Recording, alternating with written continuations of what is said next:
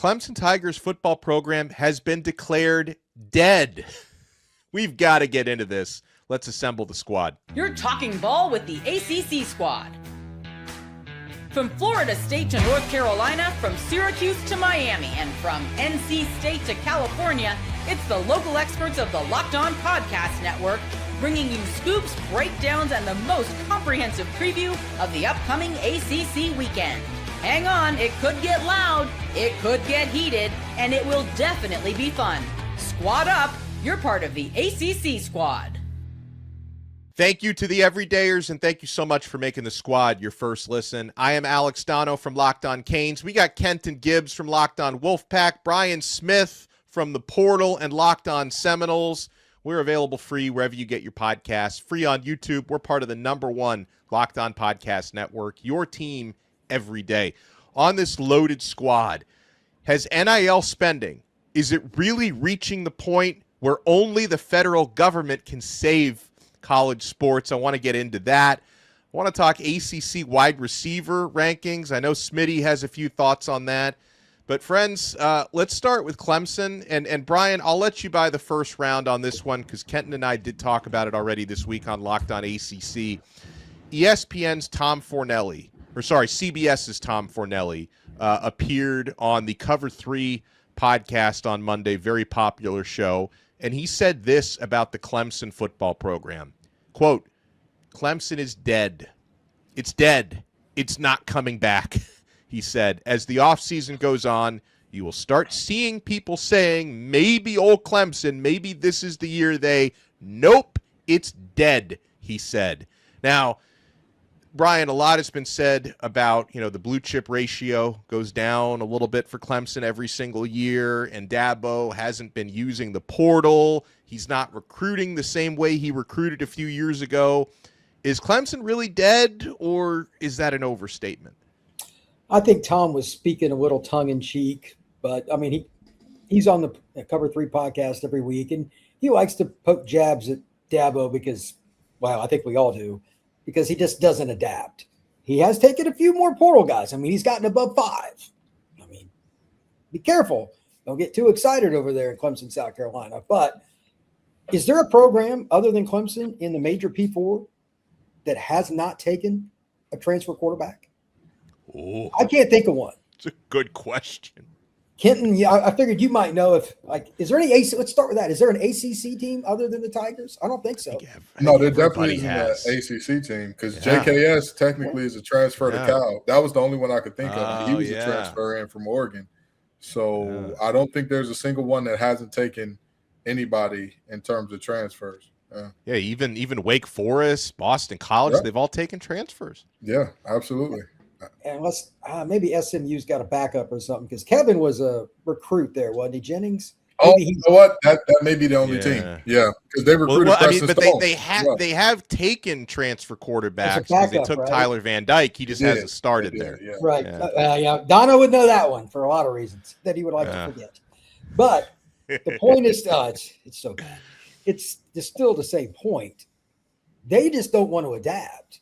I asked somebody on their staff. I ran into somebody on their staff, and I said, well, who's quarterback going to be this year? And he said, we're going to have an open competition. And he mentioned 5 guys.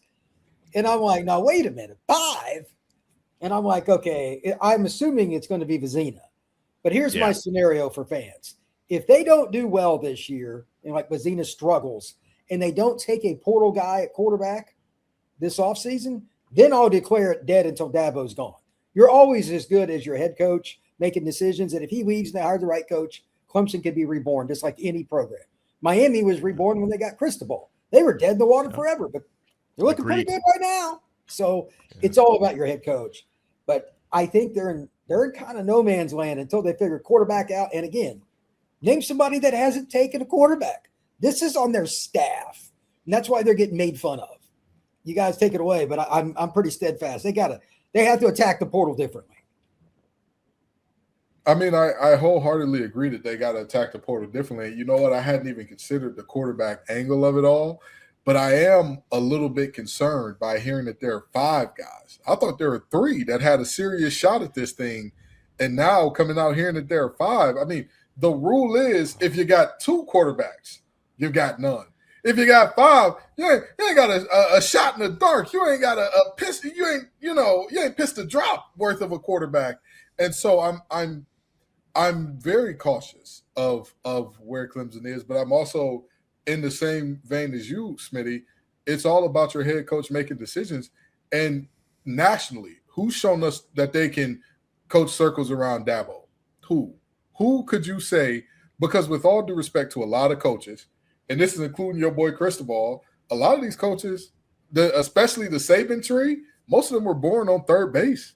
Most of them took over programs that were already either very good or headed in the direction of being very good, and they were the capstone on it, as opposed to like coming into something where it's like when Dabo took over Clemson, Clemson wasn't known. Clemson's last national championship before he took over. Dono, what year were you born? I was born in '84. I think they won it in '85. You weren't alive. 81. Oh, I wasn't. Yeah, it was you weren't '81. alive. Okay. You were not alive. Dono No. was not alive when that happened. I was not alive when that happened. Smitty, I doubt that you were alive or you were in diapers when it happened. No, I was in second grade, but that's another story. Okay, well, never mind. He Still wasn't young. in diapers, and if he was, that is another story. If you were in diapers in second grade, that is another story. But you get my point. Like, at the end of the day, we're talking about this as if they've got a different head coach, as if they got a different decision maker. Don't get me wrong. It is possible for the game to leave guys behind. I'm always slower to call that moment, though, because in the words of Tim McGraw, I ain't as good as I once was, but I'll be as good once as I ever was. And if Dabo can string together just a season or two of being as good once as he ever was, I think that puts all this to bed. Now, do I think that's this year? No. But do I think he has it in him? Yes. I don't know. I think he seems too stubborn to me because it's not Dabo the coach that's failing. Like, to your point, Kenton, if you go by X's and O's, he could coach circles around almost every coach in high-level college football. It's just Dabo the GM that's failing right now. And, okay, like, he started to take a few transfers, and I think that's just kind of because he literally has to get to the 105 scholarships now because, other teams are taking his players to the point. Like, he's got to take a few players, but he's against it. He doesn't use NIL, and I'm not saying they don't pay players. Clemson does. It's mostly for retention rather than for new recruits and obviously for transfer portal. It's mostly for the purposes of retaining their roster. But his philosophy is very much against using NIL funds to entice new players. And I think we're seeing the signs now that his recruiting classes are still good, but they're not what they used to be. We're talking, top 25 recruiting classes now when it used to be top 5 classes, in the pre-NIL era for him. So I think Dabo can still coach, and he'll forever be able to coach. But I think, if anything, he needs a complete shift in philosophy or the willingness to work with a true football GM who embraces all of that modern stuff if he refuses to. I mean, in Dabo's defense, look what happened when he used the portal. He goes out and gets one of the top linebackers in the portal, and he says, all right, you just signed up for Clemson? He says, I'm signed up for Clemson. And then he gets some texts. And then he gets some text saying, hey, I got a check for you here in Oxford, Mississippi. Come on now. Talk to me. We got a check that could double what they're doing. And next thing you know, he leaves. But I will say this. I do want to touch on a point that you said there. They spend their money on retention. That's a grave problem. That's a grave problem because you don't just spend money in the portal now. It's not like that anymore. Trust me. Again, I'm a Cass Tech graduate. We got some big-time dudes year in and year out rolling out of that program. You're spending on high school guys. If you don't spend on high school guys, you will not get high school guys. Yeah. As a matter of fact, my home state, Michigan, just approved high school players receiving NIL while they're in high school. So if you don't want to spend, and to their end, I don't blame these high school players. Of course you won't get high school players. If the bulk of your money is going towards retention and not saying, hey, man, you've been underperforming. We're giving you 2-3 years to work it out. The business is becoming more cutthroat than it's ever been. And when I played, I knew of a multitude of guys who were cut effectively, who were told, hey, man, there was no transfer portal, but they were told, you will not play here. You will never play here. Like that's, go find an opportunity where you can play elsewhere. So with what we're looking at now, I mean, I believe the game is more cutthroat than ever, and I think that there just needs to be an adjustment in terms of not even necessarily just the transfer portal. The bulk of your money cannot be spent on retention unless you are number one year in and year out. If you rocking like that to where everybody you bring in, y'all kicking butt and taking names, go for it. But now you need to spend money in recruiting. Well, and Brian, isn't it obvious? Is it obvious that that's what's happening? Because, like, how else do you explain Clemson's recruiting class is slipping? Because from where I sit, Dabo, outside of the money, he has one of the best recruiting pitches that nobody else in FBS can match, and that's if you come play for Clemson, I'm not going to recruit over you in the transfer portal the way every other coach does. We're going to invest 3 years, 4 years, 5 years into developing you. And if that pitch isn't getting them top 5 classes, it's pretty clear to me they're not paying. I know they're not compared to some other schools. Now, there might be a few exceptions, but I had some face-to-face conversations with some high-level recruits, and I had one kid tell me he wasted his time by going on the visit because of how much money they offered compared to the other teams. Like it was like a third of the money. Now, this was 2 years ago. Things change. There are a lot of – like Georgia doesn't pay a ton of upfront money, but it's Georgia. Yeah. They can get away with it as much, if not more, than anybody. And their development obviously is really good. Well, in Georgia, do they pay off your speeding tickets for you? Because that I think that's part of the contract. That's 7 figures for some of these guys. It probably needs to be. That is, by the way, that is the comment of the year. Congratulations, Alex Dono, right there. That is spectacular. But like Georgia gets outbid regularly and still gets guys because it's Georgia. Clemson could do that to a certain degree, but you can't be like 1/3 of the money and consistently get guys unless that kid's just a diehard Clemson fan, like Daddy went to school there and all that. It's not going to happen. Then when you go out of state, like Dallas, where they go sometimes, Birmingham, Atlanta, those kids probably didn't grow up Clemson fans. So they have to adapt a little bit there. Is Dabo down with that? I'm not 100% certain because, again, I was told they had a completely wide open quarterback room for spring. Now, maybe that was coach speak. Wow. Yeah. I still think it'll be Chris Vizina. But is anybody excited about that? And on top of that, you talk about how Georgia gets players. Athens to Atlanta is an hour and a half. With the way they drive, 45 minutes. So, like, you're looking at a situation where what's the next big city near Clemson? What are you looking at? Maybe Charlotte? Yeah. Maybe, and that's Charlotte is a ways away from there. 3+. Yeah. And that's what I'm saying. So you're looking at, selling these kids, hey, you'll be developed, but you'll be in the middle of nowhere. You'll be developed, but we'll take care of you, but we're not going to take care of you up front. If you stick around here, we'll take care of you on the back end. That's a tough sell. In a popcorn society, it's hard to sell people oxtails. That's just the reality of what we're looking at. Everybody wants everything right now. And if you're not giving it right now, you're going to run into some very serious troubles. I don't even know if they'll have a top 15 class this year. You can't do that year in, year out and not supplement at high level with the portal. And I'm not trying to pick on anybody, but Deshaun ain't walking through those doors, and neither is Blondie. Those guys made up for a lot of ills, and they don't have the D-lines of those eras either. No. So they're good, but they ain't like that. Like that 218 D-line group is about as good as we've ever seen. You know what a fun fact was? Clemson had more defensive player of the years from their defensive line room over there was a 5-year span where if you would have bet that there would be a defensive lineman out of Clemson's defensive line room to win the ACC Defensive Player of the Year, you probably would have came up like 6 or 7 units out of betting that every year. Like that's how crazy that run was from Bowers up through Beasley. That was an incredible run of defensive player of the year, defensive player of the year, time and time again. And now we're at a point where it's like, who's next? Who's going to be the guy? Right. And top edge rushers, those are the types that'll tell you, I wasted my time because the money ain't matching up. They can go somewhere else and get paid 2-3 times as much money. They're going to leave. They ain't going to go to Clemson. Those days are over. Yeah, well, Dabo's on the mat, but I'm not ready to count him out just yet. But we'll see how things go this season. Now, when we come back, Let's talk ACC wide receivers. Now, Kenton, you took some of my guys there. JoJo Trader, Chance Robinson. Florida State still has some dudes. I know we're down on their team, but Deuce Robinson is still walking through that door. Miami's got some dudes. You want to keep it locked right here. We're only getting started on this brand new episode of Locked On ACC.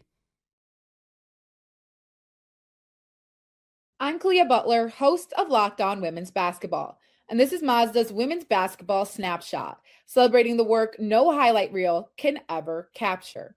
Texas won its first ever SEC championship on Sunday, beating South Carolina 78-61 and snapping the Gamecocks' 3-year run as SEC tournament champions. In the Big Ten championship, UCLA dominated Iowa 96-45. The 51-point margin is the most lopsided title game in Big Ten tournament history. With a resume that includes 18 Quad 1 wins and one of the toughest schedules in the country, UCLA is making a serious push for the overall number 1 seed. But UConn has held that spot all season and remains the nation's only unbeaten team. These moments are earned off the clock, those long before the lights ever come on. The sweat, the fakes, the doubt, the scrapes, and coming back for more every time. Mazda puts that same drive into every detail. Wins define the moment, putting in the work, that defines you. There's more to a Mazda because there's more to you. What if sports were traded like markets? Now you can put your sports IQ to work in real time with Robinhood prediction markets. It's not you against the house. It's you participating in a live market. You can buy or sell your positions live all game long. Use your sports knowledge in the moments that matter. Robinhood prediction markets changes the game. It's people moving the action. So when momentum shifts, you can shift with it. How cool is that? I always knew the game, but never had a dynamic way to apply that knowledge. Now I can actually take part live in a market powered by people. You're no longer just a spectator. Play by play, you decide. Trade every play with Robinhood, now available across the U.S. Download the Robinhood app now to begin. Futures and cleared swaps trading involves significant risk and is not appropriate for everyone. Event contracts are offered by Robinhood Derivatives LLC, a registered futures commission merchant and swap firm.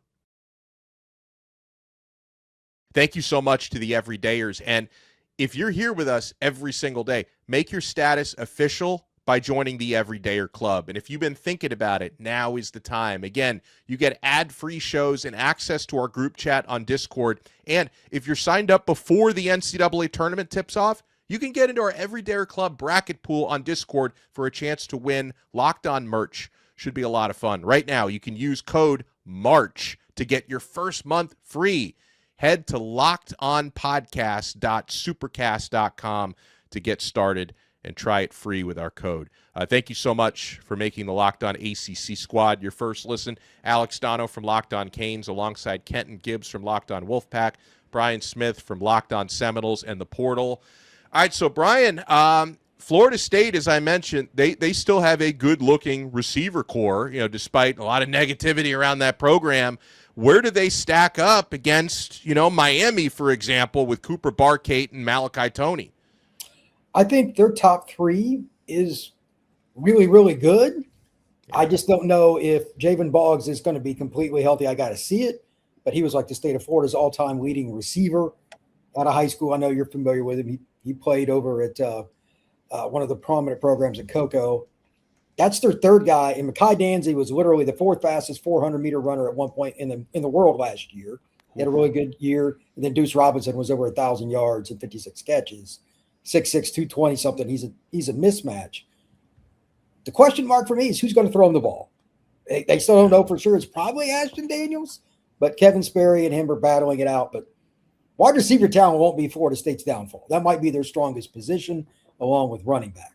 Now, for Miami, you and I talked about this before the show. I think it's a top 5 to 7 somewhere in the country, maybe top 3, depending on how you want to rank it, regardless of conference, because you got Malachi Toney and Cooper Barkate to start with. Is it Vandrevius Jacobs? Is it Joshua Moore? Is it somebody? I don't know which guy it will be as the third. And I don't either, for the record. I'm counting on Toney and Barkate, and the third job is up for grabs. Yeah, and it's like, okay, I don't care. And by the way, Van Spafford is going to be a freshman there. Nobody knows about him. He's going to find his way onto the field too. I know that kid. He's a dude. Like he runs a 4.33. Yeah, I mean, I've seen him run, like coming down the track. I watched him run a 4.35 right at me. I got that sucker on video. He can fly, and he's going to be a backup. So it's going to be hard to cover them. I think those are the two easiest ones to pick, but there are a couple others that are really good. JoJo Trader, former Miami guy. Victor Snow, former Buffalo guy, 62 catches and 8 scores last year over there at NC State. That's a possibility. They got some other receivers too, Chance Robinson, etc. And don't forget about SMU. Nobody ever talks about them because we forget they're in the league. Ymir Knight had 55 catches last year. Yannick Smith had 44. He's 6'3", 210. And then the guy that's coming up the ranks was highly recruited is Jalen Cooper, 6'2", 180 pounds. He's going to be a sophomore. They got a really good group. I think they're kind of the sleeper. And then just for a sweeper player, I don't know if the quarterback will work out, but Aiden Green, a senior over at Virginia Tech. Those are just some of the guys. They're going to be really good. We know that JKS is going to throw it around at Cal. They'll have plenty of receivers. And I am sure that Brom at Louisville will figure that out. That there's never a year where Louisville can't throw the football.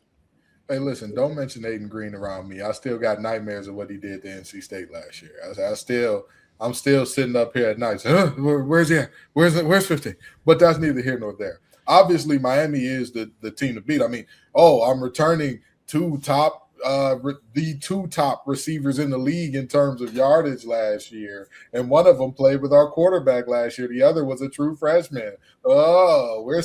Everything's so good in Coral Gables. We don't need a stadium on campus because we're better than everybody else. I'm sick and tired of talking about Miami. But in this instance, Miami is the creme de la creme, right? Like there's no way around that. Whoever your third player is, who else is returning the type of talent that you're looking at with the Miami? It just has to be kind of acknowledged there. Clemson, with all of their injuries last year at wideout, right? If you get healthy, and the best thing about those injuries is a silver lining out of last year for Clemson, guys that were a little bit unheralded had to step up. They had to step up into bigger roles than they were expected to take. So you get some big-time departures in Williams and Brown and company, but you have guys who had to play last year a lot. So you're looking at a situation where if that group can stay healthy, stay together, and, obviously get that quarterback situation figured out, because you ain't going to have 5 different guys throwing you the ball for crying out loud. But when somebody establishes themselves as a quarterback there, they could be all right. And ultimately, I'm going to tell you something, man. There is no better guy that you would say he is a one-man band by himself than Deuce Robinson. I mean, give it to you however you want it. He's a big, long guy, but his route running is fairly – I mean, it's advanced for a guy of that size. Normally, when you think of a guy that big, you think, all right, jump ball, comeback. That's all he's got in this play. But jump ball, comeback, curl. If you see him run anything else, you're like, let me sit up in my chair a little bit. But his route running is definitely refined compared to other guys that fit that kind of archetype that he has, where this is a big body dude, long strider. If he can't separate from you with the route, he'll separate vertically. So who do you get in there to complement him? And like Smitty alluded to, who throws him the ball? So I think that we could see some very high-level receiver play. Luckily for all of us, receiver is that position that every year, without fail, there's a bunch of guys that come out of nowhere. We just look up and say a bunch of guys came out of nowhere. If you think about Victor Snow, he started at Nevada as a walk-on.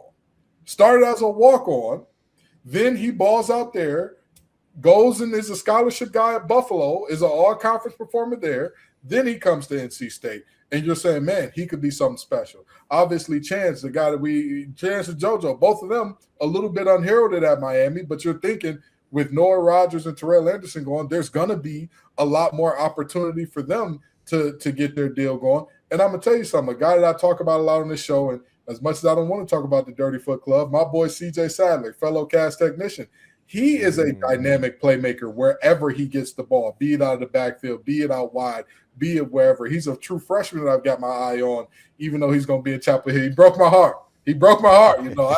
I said, hold on now. If you're going to come down to the ACC, you go anywhere else but there. I knew it was you, Fredo. But I knew it was you. But he's a dynamic playmaker. So that's going on all over the conference.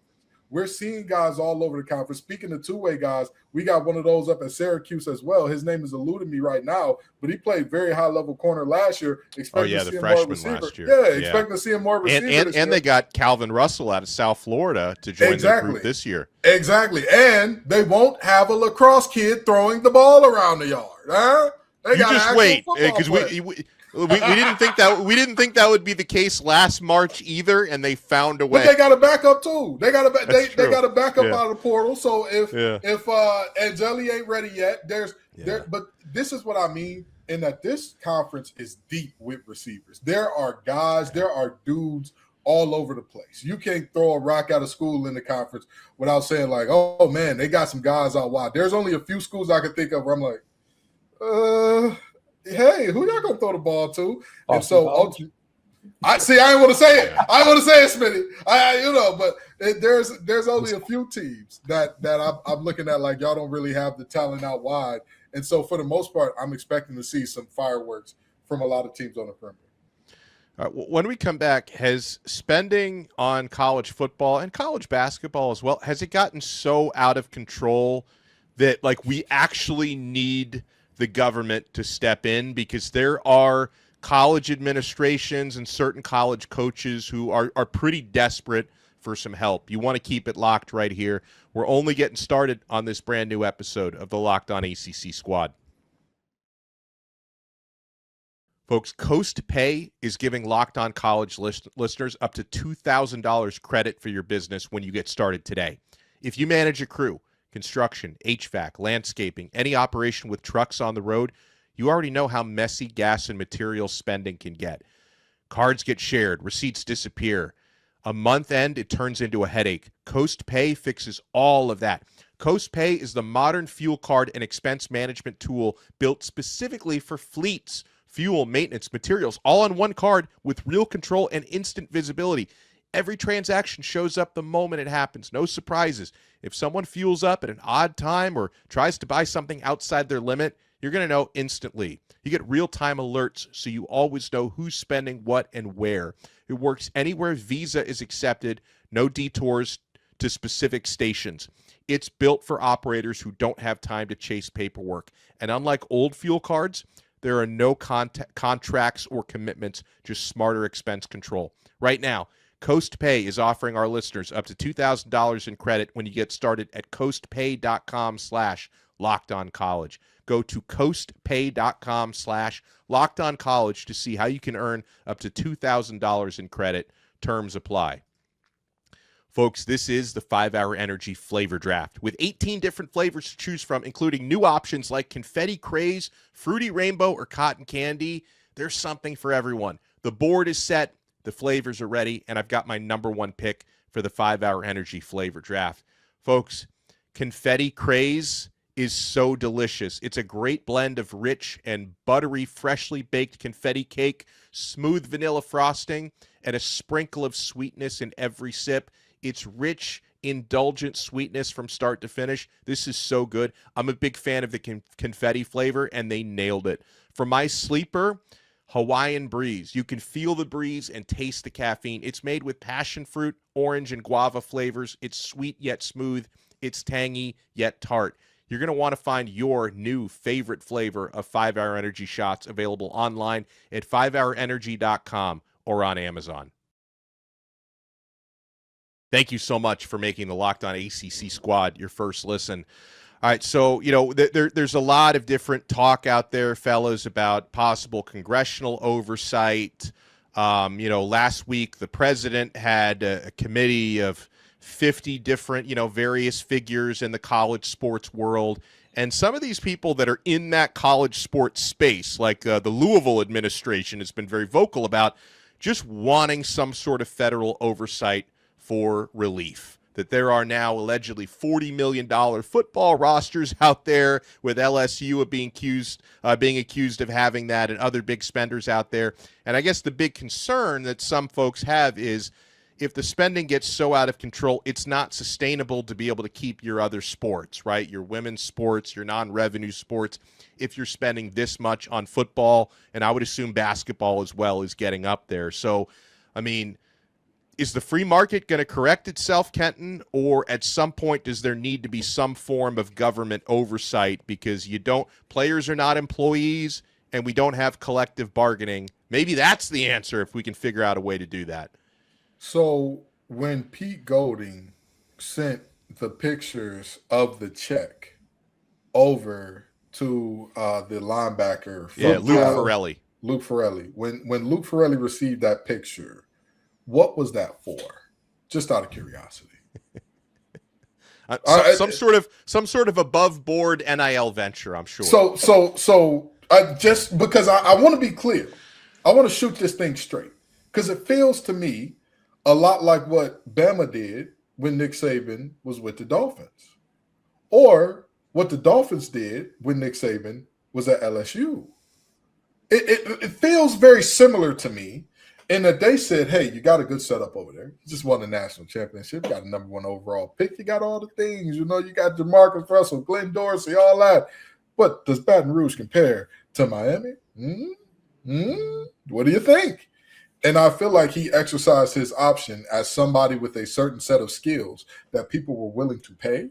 He exercised his option to go get that paycheck, to go get that opportunity, to go do those things. And then when he left for Alabama after screaming at the media, I'm not going nowhere, quit asking, and all that, in his very Nick Saban way, because Nick Saban was in the room while they were having the Save College Sports talk. Yeah, it seemed to me like he did a very similar thing where he saw things were souring in Miami. I can't really get this team going in the direction that I wanted to, so I'm going to take an exit ramp where I go and make what I make in lieu of whatever these players got going on. So my question is, why is everybody else a professional? Why is everybody else allow free movement? Nobody is saying anything about the fact that Norvell makes so much the university cannot afford to fire him, despite the fact that his high school recruiting has been so bad. High school recruiting at Florida State has not been this bad in decades. And even toward the end of Jimbo, it was never this bad. I was even small when that happened. That's saying a lot. That's my point. And so I'm confused as to how we never talk about how much the coaches are making. They're making so much you can't fire them. Yeah, it's even a great when they're point. derelict in their duties. We never talk about how much certain teams stay injured and their training staff is all professionals. We never talk about that. But somehow, when it comes to the players, the government has to step in. Well, I'm fine with the government stepping in and regulating this thing, but you can't do it from the bottom up. You got to do it from the top down. When the administrators start taking those pay cuts, when the head coaches start taking those pay cuts, when the assistant coaches start taking those pay cuts, I'll be 1,000% fine with, all right, now let's get to the players. You raise a great point because it's a great point because nobody talks about the fact that it's not just players making sometimes millions of dollars. It's coaches. Brian, how many years? Mike Norvell will be in year 3 of his new contract next year, and it would still be almost $50 million to buy him out at the end of next season. How is that okay? It's 46.9 from what one of the guys I think it was NACO said. Yeah. At the end of this season. At the end of 2026, and that'll be his 3rd year on his new extension that he signed. I believe it's a 10-year gig, if I remember right. It's just, and in Florida State's defense, anytime you go 13-0 in a major league, you're getting an extension. Oh, sure. This is the one thing I will crazy. Yeah. 10 years feels insane. Even if it's 8, it's a lot. You know what I mean? It's just. But every deal is a problem because there's only about this many guys that everybody wants, and it's supply and demand, and those contracts are guaranteed. Ryan Day's contract, I don't care if it's Marcus Freeman's, I don't care if it's Mario Cristobal's. If they do something to get themselves in a whole bunch of trouble and they got to be fired, they get paid. Yeah. It is what it is. But that's my point. There's the same way that there's only so many Mike Norvells, there's only so many Bryce Underwoods in the world. There's only so many Malachi Tonys in the world. There's only but so many Reuben Baines in the world. They don't grow on trees. You don't just I don't just walk in Walmart, hey, let me get a CC Maui Noah back there. As a matter of fact, let me get 2 of those. I wish it were that easy, right? You got buy one get one half off, right? Yeah, let me get. I mean, we did have 2 Maui Noahs on the team at one point, so I mean, it was a BOGO. But they weren't both CC. You know what I mean? There's a different ball game. That man, he got hands the size of frying pans. You know, he looked like if he put hands on you, it's a different type of experience. So the same way that these coaches don't grow on trees, and that's how they demand what they demand, the exact same thing is happening with these athletes. Same thing with basketball. There's only but so many Badasanyas and all that. There's only so many Darren Petersons. There's only so many Caleb Wilsons. You don't just walk out and say, oh, yeah, you 6'8", jump out the gym, great timing. Yeah, let me get 3 of those, man. I need about 3 of them on my squad. It just doesn't happen. So I'm very leery of all the things that we have going on in the world.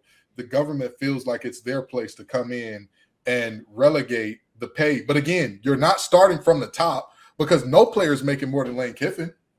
No player is making more than Mike Norvell. No, yeah. Not a single player on any roster is making more than those guys.